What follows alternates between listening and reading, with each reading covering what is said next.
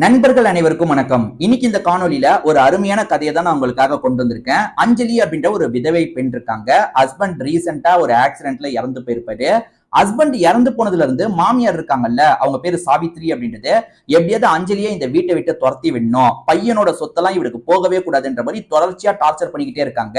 ஒரு ஸ்டேஜ்ல கொற்ற மலையில புடிச்சு வெளியே தட்டி விட்டுறாங்க. அதுக்கப்புறம் அஞ்சலி ராஜ்ன்ற ஒரு நபரை சந்திக்கிறாங்க. அவருக்கு பின்னாடி ஒரு பெரிய மர்மம் இருக்கு. அது என்ன மர்மம்ன்றதை இந்த கதையை முழுசா பார்த்து தெரிஞ்சுக்கோங்க. கண்டிப்பா இந்த கதை உங்க எல்லாருக்குமே பிடிக்கும் நம்புறேன். இதே மாதிரி ஏற்கனவே நிறைய கதைகளை நம்ம சேனல்ல நம்ம போட்டிருக்கோம். அதெல்லாம் நீங்க பார்க்கணும்னு நினைச்சீங்கன்னா நம்ம சேனலை கண்டிப்பா சப்ஸ்கிரைப் பண்ணி வச்சுக்கோங்க.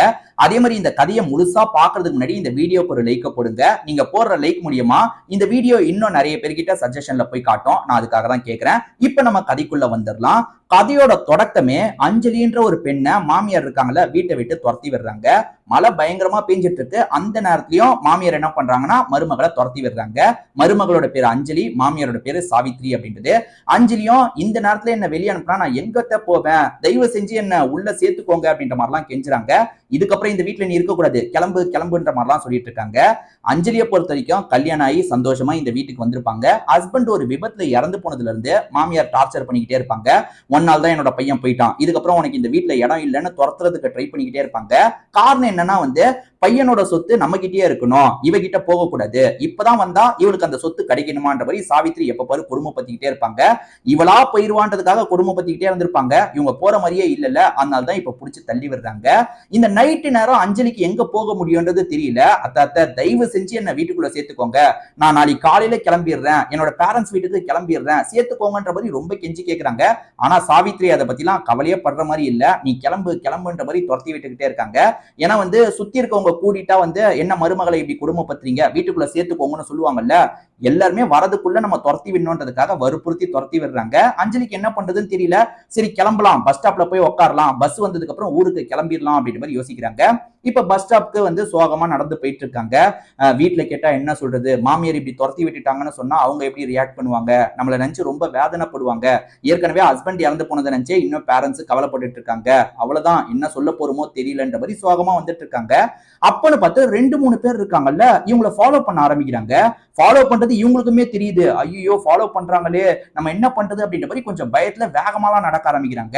இருந்தாலும் அவனுங்க என்ன பண்றாங்கன்னா இவங்களுக்கு ஈக்குவல் வேகமா நடந்து வந்துட்டு இருக்காங்க. ஒரு ஸ்டேஜ்ல இவங்க கிட்ட தப்பா நடந்துக்கிறதுக்கு ட்ரை பண்றாங்க. அப்பன்னு பார்த்து ஒரு நபர் இந்த இடத்துக்கு வராரு. அவரை பொறுத்த வரைக்கும் கொஞ்சம் பழைய ட்ரெஸ் தான் போட்டிருக்காரு. அப்படி வந்த நபர் இருக்காருல்ல, இவங்களுக்கு ஆபத்துன்றதை புரிஞ்சுக்கிட்டு அந்த ஆளுங்க கூட சண்டைலாம் போட ஆரம்பிக்கிறாரு. அந்த ஆளுங்க இவரை தாண்டியும் எல்லை மீறி நடக்கிறதுக்கெல்லாம் ட்ரை பண்ணிட்டு இருக்காங்க. ஆனா அந்த நபர் இருக்காரு பாத்தீங்களா, தடுத்து சண்டைலாம் போட்டுட்டு இருக்காரு. அவரோட பேர் ராஜ்ன்றது தெரிய வருது. ஒரு ஸ்டேஜ்ல இவர் அடிக்கிறதுல அவனுங்களுமே இதுக்கு மேல இங்க இருந்தா பிரச்சனை, கிளம்பிடலாம் அப்படின்ற மாதிரி வேகமா ஓட ஆரம்பிச்சிடுறாங்க. இப்ப ராஜும் நீங்க ஓகே தானே அப்படின்ற மாதிரிலாம் அஞ்சலியை பார்த்து கேட்கிறாரு. நான் ஓகே தான் அப்படின்ற மாதிரி சொல்றாங்க. இந்த நேரத்துல எதுக்குங்க நடந்து வந்துட்டு இருக்கீங்க, அதுவும் பெட்டி படுக்கையோட நடந்து வந்துட்டு இருக்கீங்க, என்ன ஆச்சுன்னு கேட்கிறாரு. இவங்களுமே முழுசா சொல்ல வேணாம், எனக்கு ஒரு பிரச்சனை, இப்ப போறதுக்கு இடம் இல்ல, எனக்கு காலையில வரைக்கும் தங்குறதுக்கு ஏதாவது இடம் தர முடியுமான்ற மாதிரி ராஜ் கிட்ட கேட்கறாங்க. ராஜுமே நான் தனியா ஒரு குடிசையில தான் இருக்கேன், உங்களுக்கு அது வசதிப்படுமா, நீங்க அங்க வேணா வரீங்களான்ற மாதிரி கேட்கறாரு. இவங்களை பொறுத்த வரைக்கும் இப்ப வேற ஆப்ஷன் இல்லைல்ல, அந்த இடத்துல போய் இருக்கலாம், மழை விட்டோன்னு அதே மாதிரி விடிஞ்சதுக்கு அப்புறம் நம்ம கிளம்பிக்கலாம் அப்படின்ற மாதிரி ஒரு மைண்ட் செட்ல சரின்ற மாதிரி ஏத்துக்கிறாங்க. சரி வாங்கங்க, பக்கத்துல தான் என்னோட வீடு இருக்கு, நான் கூட்டு போறேன் அப்படின்ற மாதிரி இவருமே கூட்டு போயிட்டு இருக்காரு. பார்த்தா ஒரு சாதாரண வீடு மாதிரி தான் இருக்கு. அவருமே நீங்க வசதியா உட்காந்துக்கோங்கன்ற மாதிரி உட்கார வச்சிட்டு இருக்காரு. சாப்பிட்டீங்களா, இருங்க நான் சாப்பாடு தரேன்ற மாதிரி சாப்பாடுலாம் எடுத்து தந்துட்டு இருக்காரு. ரொம்ப நல்ல விதமா பேசிட்டு இருக்காரு. அவர் பேசும்போது நிறைய இங்கிலீஷ் ஆங்கில வார்த்தை நிறைய வந்துட்டு இருக்கு. இது மூலியமா இவர் என்ன சாதாரண ஆள் மாதிரி இருக்காரு. இறவையா அவர் வேலை என்னவா பாக்குறதா சொல்றாருன்னா குப்பை பறக்கிறது, இதுதான் என்னோட வேலைன்ற மாதிரி சொல்றாரு. வீடும் ரொம்ப சாதாரண வீடா தான் இருக்கு. ஆனா இவர் பேசுற பேச்செல்லாம் கொஞ்சம் வித்தியாசமா இருக்கு. அதாவது ஒரு பணக்காரர் எப்படி இருப்பாரோ அந்த மாதிரிதான் இவரோட பேச்செல்லாம் இருக்கு. லைட்டா இவங்களுக்கு சந்தேகம்லாம் வந்துட்டு இருக்கு. அவரை பொறுத்த வரைக்கும் சுதாரிக்கிறாரு. அதாவது ஆங்கில வார்த்தையை அவர் பேசிடுறாரு. பேசினதை இவங்க நோட் பண்றாங்கன்னு தெரிஞ்சோன்னா அவர் சுதாரிக்கிறாரு. அப்படியே தமிழ் வார்த்தையில பேசிட்டு இருக்காரு. அவங்களுக்கு வேண்டியதை எல்லாத்தையும் தந்துட்டார்ல, நீங்க படுத்து ரெஸ்ட் எடுத்துக்கோங்க, நான் இங்க படுத்துக்கிறேன்ற மாதிரி சொல்றாரு. அதாவது உங்களை டிஸ்டர்ப் பண்ணாத மாதிரி நான் ரொம்பவே தள்ளி படுத்துக்கிறேன், நீங்க சேஃபா இருக்கலான்றதா உங்களுக்கு புரிய வைக்கிறாரு. உங்களை பார்த்து நான் எதுக்குங்க பயப்படணும், காப்பாத்துற நீங்க எப்படி என்கிட்ட தப்பா நடந்துப்பீங்க, உங்க மேல எனக்கு நம்பிக்கை இருக்குன்ற மாதிரிலாம் சொல்றாங்க. இப்ப ராஜ் தூங்குறதுக்கு முன்னாடி சில வேலைகள்லாம் பண்ணிட்டு இருக்காரு. நிறைய பேப்பர்லாம் எடுத்து வைக்கிறாரு, சில வேலைகள்லாம் பண்ணிட்டு இருக்காரு. தூங்குற மாதிரி படுத்துட்டு இருக்க இவங்களுமே வந்து இவரோட ஆக்டிவிட்டி மேல சந்தேகம் இருக்குல்ல, அதாவது இவர் ஆங்கிலம் எல்லாம் பேசுறாரு அப்படின்ற மாதிரி சந்தேகம் இருக்குல்ல, என்ன இவர் பண்றாரு அப்படின்ற மாதிரி கொஞ்சம் முழிச்சு பார்க்கும்போது இவர் பேப்பர்லாம் வச்சு ஏதோ பண்ணிட்டு இருக்காரு. அவர் திரும்பி பார்த்தோன்னா இவங்க சட்டுன்னு கண்ண மூடி அமைதியா படுத்துடுறாங்க. இவருமே அந்த பேப்பரை வச்சு என்ன பண்ணிட்டு இருக்காருன்னும் போதுதான் இவர் யாருன்றது நமக்கு தெரிய வருது. இந்த ராஜை பொறுத்த வரைக்கும் சாதாரண ஆள் கிடையாது. இவர் பெரிய பிசினஸ் மேனா இருந்திருப்பாரு. இவரோட பேரண்ட்ஸ் எல்லாம் இறந்து போயிருப்பாங்க. அப்பத்துல இருந்து சித்தப்பாவோட ஃபேமிலி தான் சப்போர்ட்டிவா இருந்திருப்பாங்க. சொத்தெல்லாம் இவரோடது. ஏன்னா இவரோட அப்பா சேர்த்தது தான். சித்தப்பாவுக்கு வந்து பெருசா சொத்தெல்லாம் கிடையாது. இவருக்கு அசிஸ்டன்ட் மாதிரி சித்தப்பா இருப்பாரு. சித்தப்பாவோட பையனும் அசிஸ்டன்ட் மாதிரி தான் இருப்பான். அவங்களும் இவர் ரொம்ப நம்பியிருப்பாரு. பேரண்ட்ஸ் போனதுக்கு அப்புறம் இவங்க தான் சப்போர்ட்டிவா இருக்காங்கன்றதுக்காக ரொம்ப நம்பியிருப்பாரு. ஏன்னா இவருக்குன்னு இப்ப குடும்பமா அவங்க தானே இருக்காங்க. அவங்கள ரொம்ப நம்பியிருப்பாரு. ஆனா அவங்க இவருக்கு எதிராக ஒரு சதி திட்டம் போட்டிருப்பாங்க. இவர் கார்ல போகும்போது பிரேக் வயர் ஃபெயிலியர் ஆகிற மாதிரி பண்ணி ஆக்சிடென்ட் ஆக வச்சிருப்பாங்க. அந்த ஆக்சிடென்ட்ல கார் எரிஞ்சு போயிருச்சுன்ற மாதிரி ஒரு நிலைமை இருந்திருக்கும். ஆனா இவர் அங்க இருந்து தப்பிச்சிருப்பாரு. ஆனா நியூஸ்ல எல்லாம் வந்து ராஜ் என்ற பிசினஸ் மேன் இறந்து போயிட்டாரு அப்படின்ற மாதிரி சொல்லியிருப்பாங்க. சித்தப்பாவும் பையனும் நம்ம பிளான் சக்சஸ் ஆயிடுச்சு அப்படின்ற மாதிரி கொண்டாட்டத்துல இருந்துட்டு இருக்காங்க.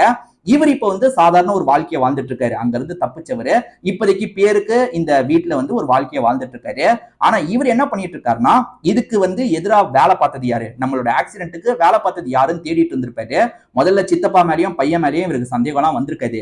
ஆனா போக போக விசாரிக்க இதுக்கு பின்னாடி சித்தப்பாவும் பையனும் தான் இருக்காங்கன்ற தகவல்லாம் இவருக்கு தெரிஞ்சிருது. இதுதான் கொஞ்சம் கொஞ்சமா சேகரிச்சுட்டு இருந்திருக்காரு போல. அந்த மாதிரி சமயத்துலதான் அஞ்சலிக்கு உதவி பண்ணி இந்த இடத்துக்கு கூப்பிட்டு வந்திருக்காரு. இப்ப சித்தப்பாக்கு எதிராகவும் பையனுக்கு எதிராகவும் சித்தப்பா பையனுக்கு எதிராகவும் நிறைய எவிடன்ஸ் எல்லாம் இவர்கிட்ட இருக்கு. இதெல்லாம் நம்ம சேர்க்க வேண்டிய இடத்துல சேர்க்கணும், திரும்பி நம்ம இடத்துக்கு போய் நம்ம உட்காரணும் அப்படின்ற ஒரு யோசனையில தான் இவர் இருக்காரு. அஞ்சலியோட மாமியார் சாவித்திரியை பொறுத்த வரைக்கும் சந்தோஷத்துல இருந்திருப்பாங்க. அவ்வளவுதான், அவளை வந்து ஒழிச்சு கட்டியாச்சு. இதுக்கப்புறம் வந்து பையனோட சொத்துக்கு எந்த ஒரு பிரச்சனையும் இல்ல, அதை நம்மளே அனுபவிக்கலாம் அப்படின்ற மாதிரிலாம் கணக்கு பண்ணிட்டு இருக்காங்க. ஆனா லாயர் வந்து ஒரு ஷாக்கிங்கான விஷயத்த சொல்றாரு. அது என்னன்னா வந்து ஒய்ஃப்ன்ற பட்சத்துல அவங்களுக்கு தான் அந்த சொத்து போகும். நீங்க ஏமாத்திலாம் வாங்க முடியாது. நீங்க என்ன பண்ணணும்னா அவங்க கிட்ட இருந்து கையெழுத்தை மட்டும் வாங்கிருங்க. அதாவது சொத்தெல்லாம் உங்ககிட்டயே இருக்கிற மாதிரி நீங்க ஒரு கையெழுத்தை வாங்கிட்டா போதும். அதுக்கான டாக்குமெண்ட் வேணா நான் ரெடி பண்ணி தரேன்னு சொல்றாரு. இது என்ன புது பிரச்சனை, இது தெரிஞ்சிருந்தா வீட்லயே மிரட்டி கையெழுத்தை வாங்கி அனுப்பி விட்டுருக்கலாமே, என்ன இப்படி ஆயிடுச்சு அப்படின்ற மாதிரிலாம் யோசிக்கிறாங்க. சோ இப்ப போய் கையெழுத்து கேட்டாவ போடவும் மாட்டா, இப்ப எங்க இருக்கான்னு வேற தெரியலன்ற மாதிரிலாம் யோசிச்சுட்டு இருக்காங்க. சரி லாயர், நீங்க சீக்கிரமா அதுக்கான டாக்குமெண்ட் எல்லாம் ஏற்பாடு பண்ணித்தாங்க, நான் வேற ஒரு பிளான் வச்சிருக்கேன்ற மாதிரி சாவித்ரி சொல்றாங்க. சாவித்ரி சில அடியாளங்கள் எல்லாம் ஏற்பாடு பண்ணிடுறாங்க. இப்ப அந்த லாயருமே டாக்குமெண்ட் எல்லாம் ரெடி பண்ணி தந்துடுறாரு. இப்ப மருமக எங்கன்ற மாதிரி இவங்க தேடி அலைஞ்சிட்டு இருக்காங்க. அப்படி தேடி அலையும் போது இந்த பகுதியில் இருக்கிறது தெரிய வருது. அதாவது வந்து ராஜோட வீட்டுல இருக்கிறது தெரிய வருது. ராஜ பத்தி விசாரிக்கும் போது அவரு குப்பை பிறக்கிறவரு அப்படின்ற மாதிரி அக்கம் பக்கத்துல இருக்க எல்லாருமே சொல்லிட்டு இருக்காங்க. சோ ஈஸி தான், அந்த இடத்துக்கு போய் அவகிட்ட சைனை வாங்கிடலான்ற மாதிரி ரவுடிங்களை கூட்டிட்டு அந்த இடத்துக்கு வந்துடுறாங்க. இப்ப ரவுடிங்களோட வந்தவங்க ஒழுங்கு மரியாதையே இல்ல சைனை போடுன்னு கேக்குறாங்க. நான் எதுக்கு சைனை போடணும், நான் சைன் எல்லாம் போட முடியாது, அப்படியே போடணும்னாலும் எல்லாமே வந்து லீகல் முறைப்படி நடக்கட்டும், கோர்ட்ல எதுனாலும் பாத்துக்கலான்ற மாதிரிலாம் பேசிட்டு இருக்காங்க.